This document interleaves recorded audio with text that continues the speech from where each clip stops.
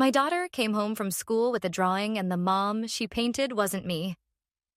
Hi, everyone. Before we get into today's video, I need your help. We've noticed that the channel's reach has been dropping a bit, and one of the best ways you can support us is by subscribing. It's quick, free, and helps us keep bringing you new and interesting stories. Your support means the world to us, and together we can grow this channel. Thank you so much. Now let's get to today's story. I'm writing from a temporary account for obvious reasons, and I've changed some details to protect my anonymity. I remember the first time Emma opened her eyes and looked at me. Really looked at me. She was 3 days old, bundled in that hospital blanket with the pink and blue stripes, and her dark eyes suddenly focused on my face with such intensity that I forgot to breathe. In that moment, I made her a promise. I would be everything she needed. I would be her best friend, her protector, her safe place. I would never let her feel alone. For 7 years, I kept that promise. Or at least, I thought I did. The memories flood back now with painful clarity. Each one a photograph I've touched so many times it's starting to fade at the edges. Emma taking her first steps in our tiny apartment living room, arms outstretched toward me, her face split into a toothless grin of pure triumph. Emma at 2, sitting in her high chair, pointing at everything and demanding to know its name. What at? What at? Until I was hoarse from answering.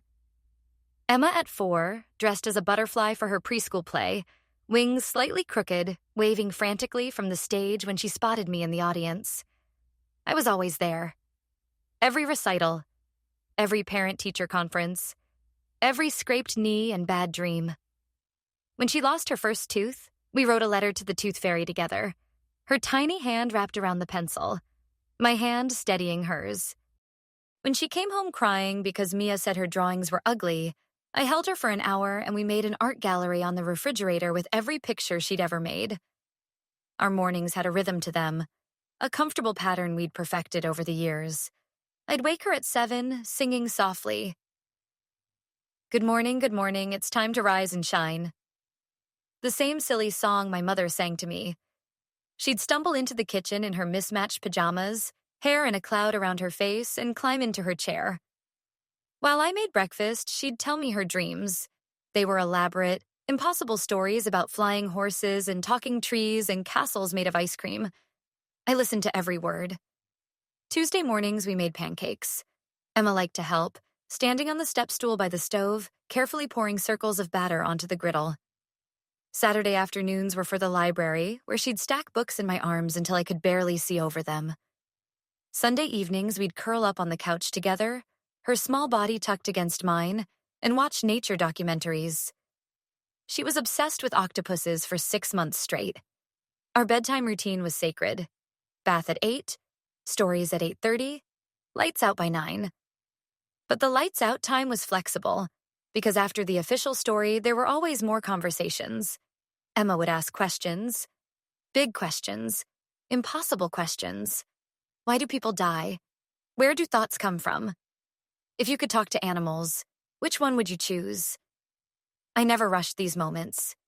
This was when she was most herself, most open. This was when we were closest. I thought I knew my daughter completely. Every fear, every hope, every dream. I thought we had something unbreakable. The first signs were subtle. So subtle I almost missed them. It started around the beginning of 2nd grade, maybe 6 weeks into the school year. Emma had always been a chatterbox, words tumbling out of her faster than she could organize them. Stories about her day spilling across the dinner table in a chaotic stream. But gradually, the stream slowed. Dinner conversations grew shorter. When I asked about her day, I started getting one-word answers. How was school? Fine. What did you do at recess? Played. What did you learn in science? Stuff. I told myself it was normal. Kids go through phases. She was getting older, becoming more independent. 7-year-olds don't need to tell their mothers everything. I was actually proud of it, in a bittersweet way. My little girl was growing up. But there were other things, small things that nagged at me. She stopped asking me to fix her hair in the mornings. She'd always loved when I braided it or twisted it into buns, sitting patiently while I worked, chattering away. Now she just pulled it into a simple ponytail herself, sometimes not even brushing it first. The drawings on the refrigerator stopped appearing. Emma had always been prolific with her art, bringing home new creations almost daily. Our fridge was a constantly rotating gallery, but suddenly there were no new additions. When I asked about it, she shrugged. I just don't feel like drawing anymore. She started spending more time in her room.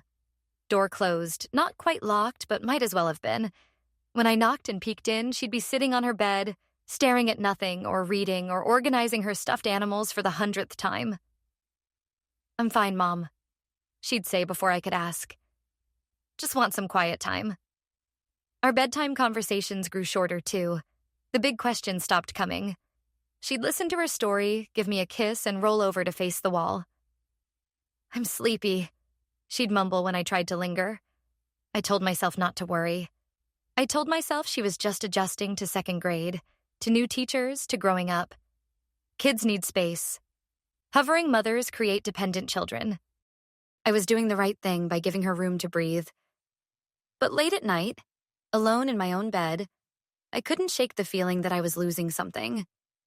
That the daughter who used to cling to my leg and beg me to play one more game was slipping away.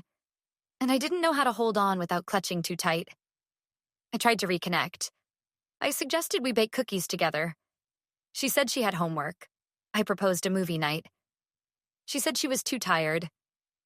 I asked if she wanted to invite friends over. She said no, in a tone that made it clear the conversation was finished. My mother noticed it during Sunday dinner. Emma had been quiet the whole meal, pushing food around her plate, responding to questions with nods or shakes of her head. Is everything all right with Emma?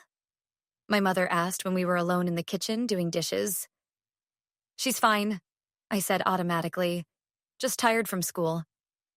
My mother gave me a look, the one that said she knew I was lying to both of us.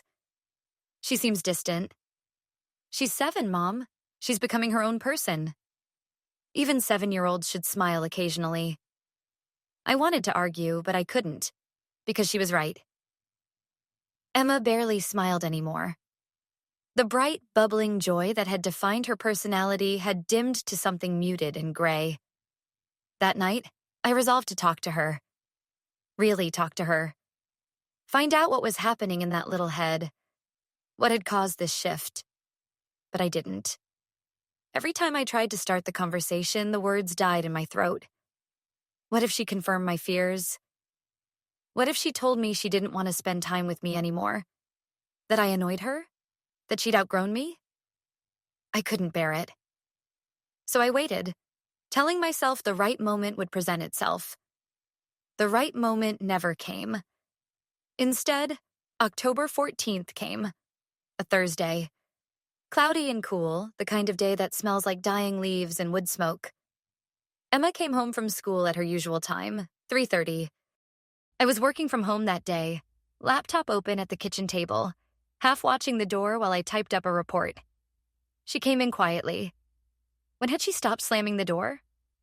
And set her backpack down with careful precision. Hi, sweetie, I said, glancing up. How was school? Fine. The usual answer.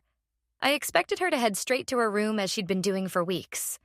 But instead, she lingered by the table, shifting from foot to foot. Did something happen? I asked, hope flaring in my chest. Maybe this was it. Maybe she wanted to talk. We had art class today, she said quietly. Oh yeah? What did you make? She reached into her backpack and pulled out a rolled piece of paper. Miss Peterson said we should draw our families, specifically our moms, for Mother's Day planning or something. Mother's Day was 7 months away, but elementary school teachers work far in advance. I smiled, reaching for the paper. Can I see? Emma handed it over, but there was something hesitant in her movement, something that should have warned me. I unrolled the paper, smoothing it flat on the table. For a long moment, I didn't understand what I was seeing. My brain refused to process it. The drawing was actually quite good for a 7-year-old. The figure was proportional, The colors stayed mostly inside the lines, the details were specific. Emma had clearly put time and effort into it. A woman stood in the center of the page, tall and smiling. She had long brown hair, drawn with careful wavy lines. She wore a blue dress. Her arms were outstretched, welcoming. Above her head, in Emma's careful print letters, it said, "My mom." The woman wasn't me. I have short blonde hair. I was wearing jeans and a gray sweater that very moment. But more than that, the face was wrong. The features were wrong. This woman was softer somehow, rounder. She had a wide smile, dimples drawn as little circles in her cheeks. I stared at the drawing until the colors started to blur. "That's really nice, honey," I heard myself say from very far away. My voice sounded strange, mechanical. "Who is this?" Emma looked at the floor. "My mom." But I couldn't form the words. My throat had closed up. "This doesn't look like me." "I know," she said softly. Something inside me cracked. "Emma, why didn't you draw me?" She was quiet for so long, I thought she might not answer. When she finally spoke, her voice was small. "I drew Mrs. Chen." Mrs. Chen, Emma's second-grade teacher. I'd met her briefly at back-to-school night, a kind-faced woman in her 40s, with a warm smile and patient demeanor. She'd said lovely things about Emma, about how bright she was, how creative. I'd liked her. "Why?" The word came out sharper than I intended, almost a snap. "Why would you draw your teacher instead of me?" Emma's eyes filled with tears. "Because..." That's not an answer. "Because she's always there." Emma's voice broke. "She's there every day, and she asks me how I am, and she listens, and she helps me with things, and she lets me stay in at recess when I'm sad, and she always has time for me, and she knows my favorite color and my favorite animal, and she remembers things I tell her, and she's just always there, Mom." Each word was a knife. I felt them slide between my ribs, puncturing something vital. "I'm always there," I whispered. "Emma, I'm your mother. I'm always here for you." She looked at me then, really looked at me, and there was something ancient in her 7-year-old eyes, something knowing and sad. "Are you?" The question hung between us like smoke. "What are you talking about?" "Of course I am. I make you breakfast every morning. I help with your homework. I read to you. You're on your phone," Emma interrupted. Her voice was flat, factual. "At breakfast, you're checking emails. During homework, you're working on your laptop. When you read to me, you're looking at your watch. You're here, but you're not really here." I opened my mouth, closed it, opened it again. "That's not fair. I have to work. We need money for..." "Mrs. Chen works too," Emma said. "She has 23 kids in our class, but when I talk to her, she looks at me. Just at me, like I'm the only person in the world for that minute." The tears came then, hot and unstoppable. I didn't even try to hold them back. "I'm sorry," I choked out. "Emma, I'm so sorry. I didn't realize, I thought..." But Emma wasn't listening anymore. She was already walking away, heading to her room. The door closed with a soft click that was worse than any slam. I sat at the kitchen table for hours, staring at that drawing. The woman, Mrs. Chen, smiled up at me with her wide, dimpled smile. Her arms were open, welcoming. She looked like the kind of mother who was present, who paid attention, who saw her child. I thought about all those mornings. Had I really been on my phone during breakfast? I tried to remember, but the memories were fuzzy, overlapping. Maybe I'd been checking work emails, just for a few minutes, just to get ahead of the day. But Emma had been talking, hadn't she? Telling me her dreams. What had she said? I couldn't remember. I couldn't remember a single dream from the past month. Homework time. Emma spreading her worksheets on the table while I sat nearby with my laptop. I'd told myself I was being efficient, available if she needed help while still getting my own work done. But when was the last time she'd actually asked for help? When had she stopped asking? Bedtime stories. I loved reading to her. It was one of my favorite parts of the day. but Emma was right. I did check my watch, because after Emma fell asleep, I had more work to do. Emails to answer, reports to finish. I was always racing the clock, always trying to fit too much into too few hours. I thought I'd been balancing everything so well. Work and motherhood, career and family. I thought I was succeeding because Emma was fed, clothed, educated, and loved. I thought I was succeeding because I was always physically present. But presence isn't the same as being present. The realization broke something in me. I tried to talk to Emma over the next few days, but she'd built a wall between us, invisible but impenetrable. She answered questions politely. She did her chores without complaint. She went to bed on time. But there was a distance in her eyes when she looked at me, a careful blankness that hurt more than anger would have. I called in sick to work on Friday. When Emma came down for breakfast, I'd already made pancakes her favorites, with chocolate chips and whipped cream. My phone was in another room, turned off. "Surprise?" I said, trying for brightness. "Tuesday pancakes on a Friday." Emma looked at the plate, then at me. "Thanks," she said quietly, and sat down. I sat across from her. No laptop, no phone, nothing but my full attention. "Do you want to tell me about your dreams?" "Didn't have any." "What about school? What are you learning in science?" "Rocks." "That sounds interesting." "What kind of rocks?" "Different kinds." We ate in painful silence. Every question I asked hit the wall and fell flat. Emma wasn't being rude or defiant. She just wasn't letting me in. After she left for school, I cried into the whipped cream until it was pink with tears. That weekend, I suggested a dozen activities.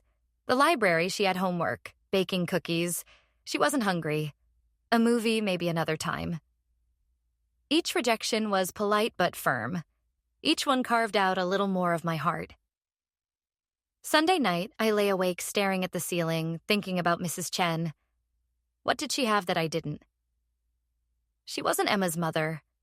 She didn't give birth to her, didn't wake up every 2 hours for months to feed her, didn't walk the floors bouncing her when she wouldn't stop crying, didn't sacrifice her career advancement to have more flexible hours. But she had something I'd lost. She had Emma's trust, Emma's comfort, Emma's love. The thought was unbearable, but I couldn't push it away. My daughter had drawn another woman as her mother because that woman made her feel more seen, more heard, more valued than I did. I'd failed at the one job that mattered most. Monday morning, I made a decision. I called my boss and asked about working different hours. Coming in early, leaving early, so I'd be home when Emma got out of school. I explained that I had a family situation that needed attention. To my surprise, he was understanding. We worked out a new schedule that started the next week. That afternoon, I picked Emma up from school myself instead of having her take the bus. She looked surprised to see me waiting by the fence with the other parents. "What are you doing here?" she asked, not unkindly, just curious. "I wanted to walk home with you. Is that okay?" She shrugged. We walked side by side, Emma's backpack bouncing against her shoulders. I didn't ask questions. I didn't push for conversation. I just walked with her, paying attention to the things she paid attention to. The orange cat sunning itself on a porch, the squirrel burying acorns under an oak tree, the house with the elaborate Halloween decorations already up even though it was only mid-October. When we got home, I said, "I'm going to make a snack. Want to help?" Emma hesitated, then nodded. We made apple slices with peanut butter and honey. Emma arranged them on the plate in a spiral pattern. We didn't talk much, but it was a different kind of quiet than before. Less empty. That evening, I put my laptop away before dinner. I turned off my phone. When Emma pushed her food around her plate, I noticed. "Not hungry?" I asked. "Not really." "Is your stomach upset?" She shook her head. "Something on your mind?" Emma looked up at me, studying my face as if trying to determine whether I really wanted to know. "Mia said my hair looked ugly today." The old me would have said something quick and reassuring. "Your hair looks beautiful. Mia doesn't know what she's talking about." and moved on. Instead, I set down my fork. That must have hurt your feelings. Emma's eyes got shiny. Yeah. Did you tell her it hurt? No. I went to the bathroom and fixed my ponytail. But then I thought maybe it did look ugly. So I took it out and redid it, but then it looked worse, and She made a frustrated gesture. I hate my hair. I think your hair is beautiful, but what matters is how you feel about it. Do you want to try some different hairstyles? We could look up tutorials together. For the first time in weeks, Emma smiled. A small smile, tentative, but real. Really? Really, after dinner? Okay. It was a small thing, a tiny thing, but it felt like a door cracking open. We spent an hour after dinner watching hair tutorial videos on my laptop. Emma sat next to me, close enough that our shoulders touched. She pointed at different styles. That one's pretty. Oh, I like that. And I made mental notes. When it was time for bed, she didn't argue. During story time, I read without checking my watch. When I finished the book, instead of saying goodnight immediately, I asked, "Do you remember when you were little and you used to ask me big questions before bed?" Emma nodded. I miss those questions. I miss those talks. I thought you were tired of them, Emma said quietly. You kept yawning and looking at the clock. The guilt hit me like a fist. I was tired, but not of you.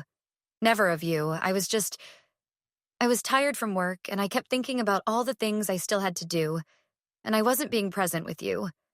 I wasn't really listening, and I'm sorry. I'm so sorry. Emma was quiet for a moment. Then, if you could talk to any animal, which would you pick? My heart swelled so big I thought it might burst. Octopuses, I said immediately. Because they're so smart, and I bet they have really interesting perspectives on the world. What about you? Dogs, she said, because then I could ask them why they're so happy all the time. We talked for 45 minutes about animals and space and why the sky is blue and whether magic might be real if we just don't know how to find it yet. When Emma finally started yawning, I kissed her forehead. I love you so much, I whispered. More than all the stars. To the moon and back? She whispered, repeating the phrase I used to say when she was tiny. To the moon and back and around the sun and past the edge of the universe. She smiled and closed her eyes. The change wasn't instant. I didn't expect it to be. Trust, once broken, takes time to rebuild. But I was committed. I rearranged my entire life to put Emma at the center where she should have been all along. New schedule. Early mornings were for work. I'd get up at 5 and power through the most urgent tasks before Emma woke up. Then I was hers, making breakfast together, walking her to school when possible, being genuinely present for those moments instead of mentally rehearsing my to-do list. I left work at 3:30 every day to be home when she arrived. My coworkers adjusted.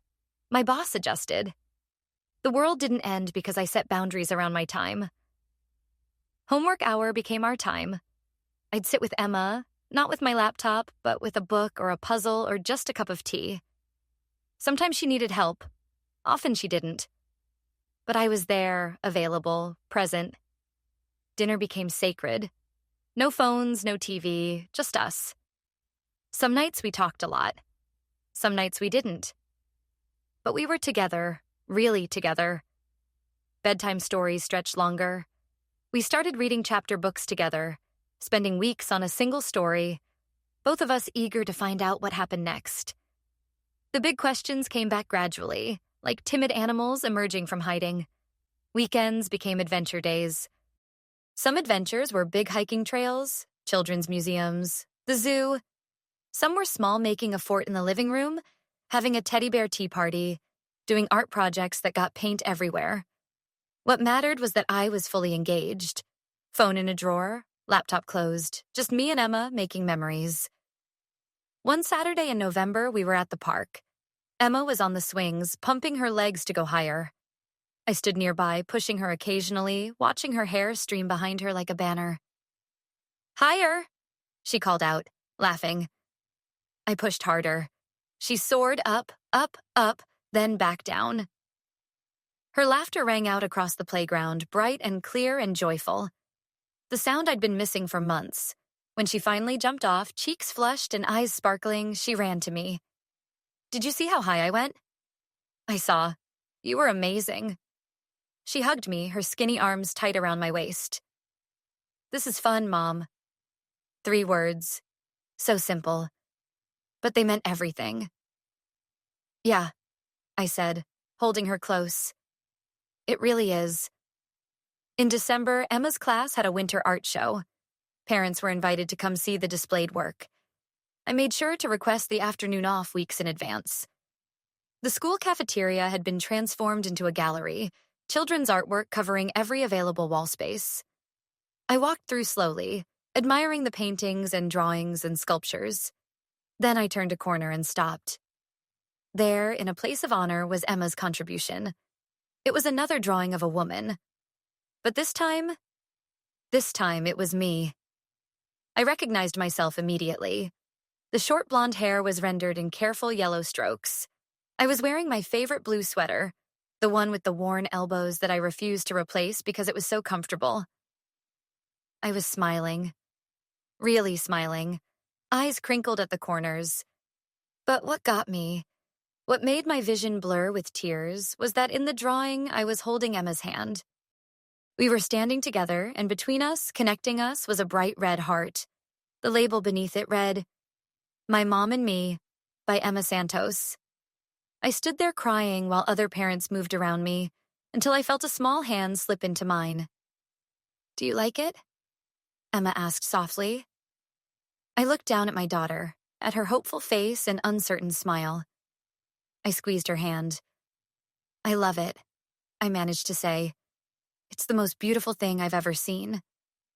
"I made it to show you," she said, "that I see you now, that you're really here." I knelt down so we were eye level. "I'm here," I promised. "I'm always going to be here, really here. I'm sorry it took me so long to understand what that meant." Emma hugged me, her face pressed against my shoulder. "I love you, Mom." "I love you too, sweet girl. To the moon and back. And around the sun. And past the edge of the universe." We stayed like that for a long moment, holding each other in the middle of the gallery while the world moved around us. That drawing, not the one of Mrs. Chen, but this new one, the one of us together, is framed on my wall now.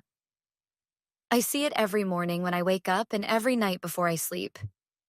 It reminds me of what I almost lost and what I chose to fight for. Mrs. Chen is still Emma's teacher. Emma still adores her. And I'm grateful for that. I'm grateful that my daughter had someone who saw her and valued her when I was too distracted to do it properly. But I also learned something important. There can be many people who love and support a child. Many people who make her feel valued and seen. That's not a threat. That's a blessing. But there's only one mom, and I needed to earn that title every single day. It's been months now since Emma brought home that first drawing. Our relationship isn't perfect. Relationships never are. Emma still has days where she's moody or withdrawn. I still have days where work stress makes me distracted. But we've built something stronger than before. Something based on genuine presence, not just physical proximity. Last week, Emma asked me if I remembered when she drew Mrs. Chen instead of me. "I remember," I said carefully. "I'm sorry I did that," she said. "It hurt your feelings." I pulled her close. "You don't have to apologize. You were telling me something important, something I needed to hear. Sometimes the truth hurts, but that doesn't mean we shouldn't speak it." "Mrs. Chen is really nice," Emma said. "But she's not my mom. You're my mom." "I am," I agreed. "And I'm going to work every day to be the mom you deserve." Emma was quiet for a moment, then, "You already are." Those 4 words, I'll carry them with me forever. My daughter came home from school with a drawing, and the mom she painted wasn't me. It was the wake-up call I desperately needed but didn't know I was waiting for. It forced me to look at myself honestly, to see the gaps between who I thought I was and who I actually was showing up as in my daughter's life. I can't get back those months when Emma felt invisible to me. I can't undo the distance that grew between us. But I can make sure it never happens again. I can show up every day, not just in body, but in mind and heart and soul. I can be present. Because at the end of the day, that's what children need. Not perfect parents. Not parents who never make mistakes.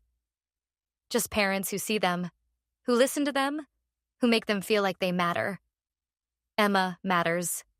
She's always mattered. I just forgot to show her that for a while. I won't forget again. Now, when I look at that second drawing, the one of us holding hands with a heart between us, I don't just see what we rebuilt. I see what we are still building, every day, one present moment at a time. And that's the most beautiful thing I've ever been part of.